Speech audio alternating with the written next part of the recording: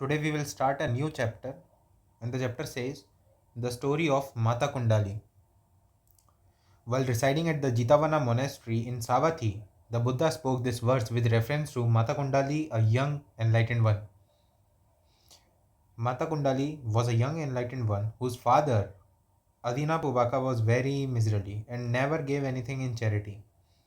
Even the gold ornaments for his only son were made by himself to save payment for workmanship. When his son fell ill, no physician was consulted until it was too late. When he realized that his son was dying, he had the youth carried outside onto the veranda so that people coming to his house would not see his possessions. On that morning, the Buddha, arising early from his deep meditation of compassion, saw in his net of knowledge Mata Kundali lying on the veranda. So, when entering Savatthi for alms food with his disciples, the Buddha stood near the door of the enlightened one, Adina Pubaka. The Buddha sent forth a ray of light to attract the attention of the youth who was facing the interior of the house. The youth saw the Buddha and he was very weak. He could only declare his faith mentally, but that was enough. When he passed away with his heart in devotion to the Buddha, he was reborn in the Tavatimsa celestial world.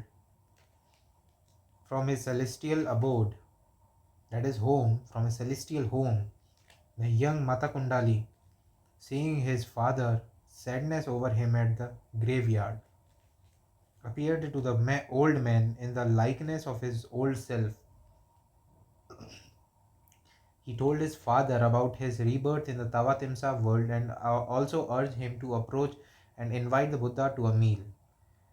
At the house of Adina Pubaka, the question of whether one could or could not be reborn in the celestial world simply by mentally declaring great faith in Buddha without giving in charity or observing the moral rules was brought up. So the Buddha invited Mata Kundali to appear in person. Mata Kundali then appeared in celestial ornaments and told about his rebirth in Tavatimsa realm. Only then the listeners became convinced that the son of the enlightened one, Adina Pubaka, by simply devoting his mind to the Buddha, had attained much glory.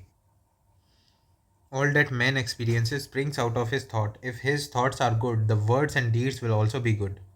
The result of good thoughts, words, and deeds will be happiness. This happiness never leaves the person whose thoughts are good. Happiness will always follow him like a shadow that never leaves him. How we experience our circumstances depends on the way we interpret them. If we interpret them in the wrong way, we experience suffering. If we interpret them in the right way, we experience happiness. In other words, our happiness or unhappiness depends on the way we think. Thought also creates circumstances in futuristic sense. If we harbor ill will and speak or act with ill will, people will begin to hate us. We will be punished by society and the law. After death, we will also be reborn in realm of suffering. Here, thought refers to action and experience refers to consequences. The message finally conveyed by this pair of verses is think wrong and suffer, think right and be happy. This pair of verses was spoken by the Buddha to show the inevitable consequences of good and evil thought. Man harvests what he has sown, both in the past and the present. What he sows now, he reaps in the present and in the future. Man himself is responsible for his own happiness and suffering. He creates his own hell and heaven. He is the architect of his own fate. What he makes, he can unmake. Buddhism teaches the way to escape from suffering by understanding and using the law of cause and effect. Buddhism is very realistic and optimistic, instead, blindly depending on unknown supernatural power, hoping for happiness. Buddhism finds the true way to happiness realistically. So, in summary, we can say that if you will interpret things wrong and if you will have wrong speech and wrong action, then you will face wrong circumstances, bad circumstances, and your mood will be bad.